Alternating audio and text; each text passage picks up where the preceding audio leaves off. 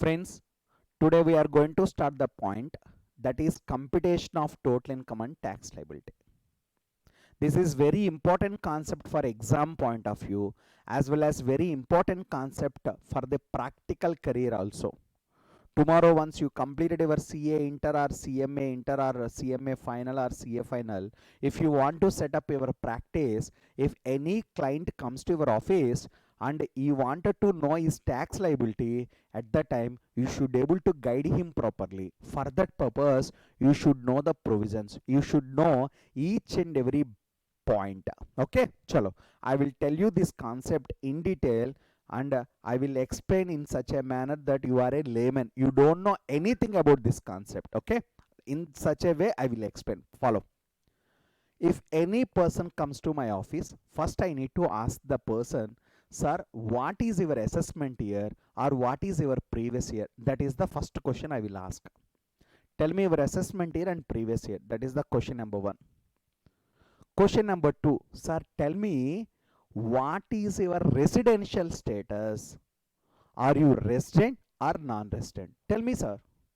After that, I will ask him another question. Sir, what kind of incomes you have? Tell me, what are the income sources? Do you have salary income? If he say yes, I will take it as a income from the head salary. For that purpose, I need to consider the provisions of section number 15, section number 17. These section 15 to 17, these sections I will apply for computation of income from the head salary. Okay, chalo. After that, I will ask another question. Sir, do you have rental income? Any rental income? If you say yes, immediately that income I will compute as for the provisions of section number 22 to section number 27 as for the provisions of Income Tax Act. So that is income from the head house property. So that income I will compute. After that I will ask him another question. Sir, are you doing any business or are you carrying any profession? Tell me. Yes sir, some people may have different kind of businesses, different kind of source of incomes. So I will ask him, are you doing any business? Please tell me. If he say yes, immediately I will try to compute his income as per the provisions of section number 28 to section number 44 dB. So that figure also I will take it. So computation of income from the head, profits and gains from business or profession. Okay, chalo. So how to compute and what are the incomes taxable, what are the income is not taxable, and what are the expenses allowed as deduction, and what are the expenditure not allowed as deduction. All the things I can understood by reading the provisions of section number 28 to section number 44 dB. Okay, chalo. After that I will calculate income from the head capital gain. If you have any kind of transfer, any kind of sale of building, gold, anything. For example, our friend, he transferred his building. He purchased it for 2 lakh, but he sold it for 10 lakhs. So friends, 8 lakh is his capital gain, right? So the capital gain computation shall be done as per the provisions of section number 45 to section number 55A.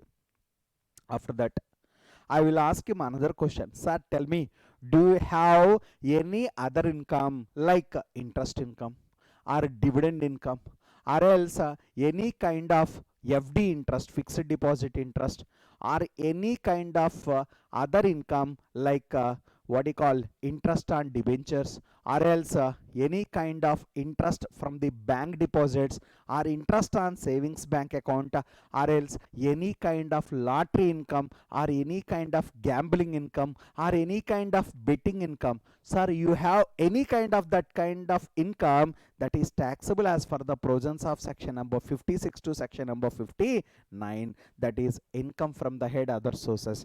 That income I will compute. After that, all of you, I will consider special provisions related to clubbing of income. I repeat, clubbing of income.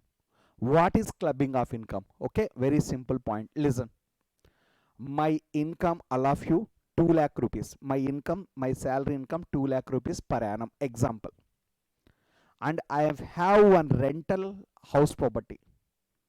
I have one house property which is given on rental basis. The rental income is 1 lakh. So total 2 plus 1, total 3 lakhs. So tell me friends, am I liable to pay tax or not? Obviously yes. If any person income is more than 2,50,000, then generally is liable to pay tax. So in my example, my salary income 2 lakh as well as my rental income 1 lakh, my total income 3 lakh. So I am liable or not? Yes, I am liable. That is the reason what I did, salary income I kept with me, but rental income I transferred to my wife. My intention is very clear.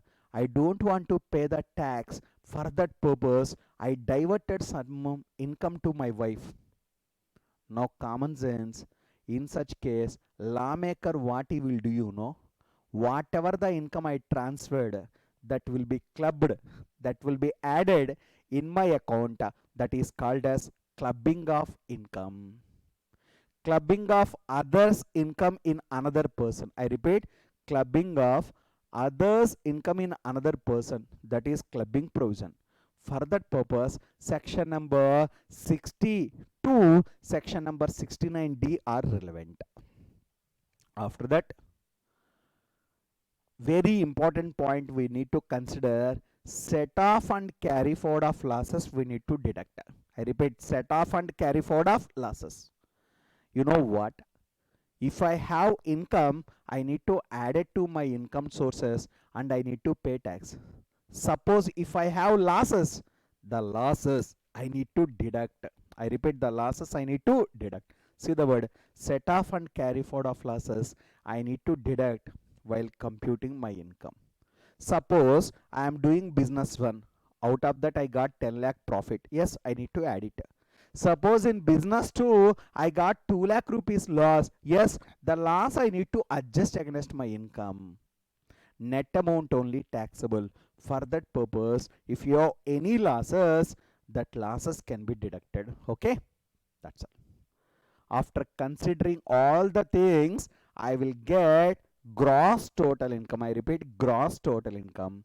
Out of the gross total income, I need to give the deductions under chapter 6A. Section number 80C to 80U, I need to give the deductions. What are the deductions?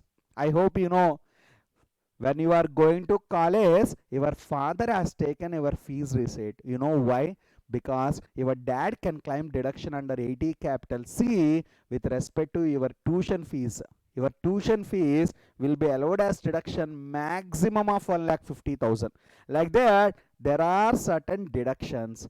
After deducting the deductions, he will get one net figure that is called as total income or net income or else taxable income. Okay, chalo. So friends, this is the way we need to compute the total income. Okay, fine. So whenever any person comes to your office, first we need to ask him, sir, what is your assessment year and what is your previous year? That is first question. Second one, what is his residential status? So that is another question. So after that, we need to ask him, sir, what is your income from the head salary? What is your income from the head house property? What is your income from the head profits and gains from business or profession? What is your income from the head capital gain? What is your income from the head other sources? And what are the provisions of clubbing? And what about set off of losses? All the things we need to consider. After doing the same, we will get gross total income. Out of the gross total income, I need to give deductions. After that, I will get the total income. No doubt, total income is only taxable. Gross total income is not taxable. Total income or taxable income is only taxable. So friends, this is the way we need to calculate the total income. On the total income, we need to calculate tax liability. Okay, chalo. Now friends, I have not at all explained any concept. I would like to tell you the syllabus. This is only your syllabus, ma. Your chapter number 1, basic concepts. Okay, I repeat, chapter number 1, basic concepts. Chapter number 2, residential status. So chapter number 1, assessment year, previous year, who is the person, how many heads are there. This is the chapter number 1. Chapter number 2, residential status. Chapter number 3, salary. Chapter number 4, house property. Chapter number 5, business or profession.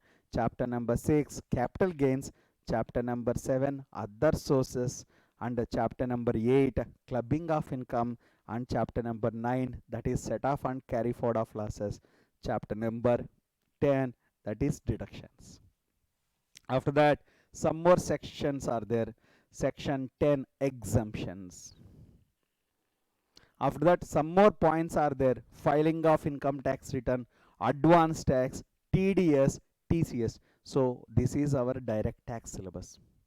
This is the syllabus with respect to income tax provisions are concerned. Okay, chalo. So friends, this is our important chapter and as well as important syllabus.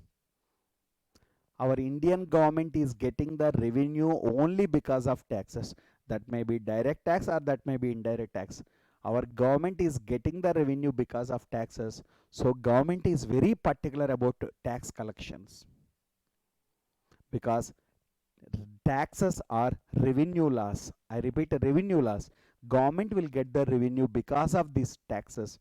Therefore, government is very particular about this implementation of these provisions. That is the reason in case of violation, there are different penalties and different prosecutions. That is the reason in the general public, so many people will come and approach chartered accountant for the purpose of tax planning or else for the purpose of tax compliance. Friends, if you want to do these kind of things, common sense, we must get expertise knowledge about the subject. If you want to get expertise knowledge, first to be strong about the fundamentals. If you are strong about the fundamentals, then only we can get expertise over the subject. Okay, so happy learning, good luck.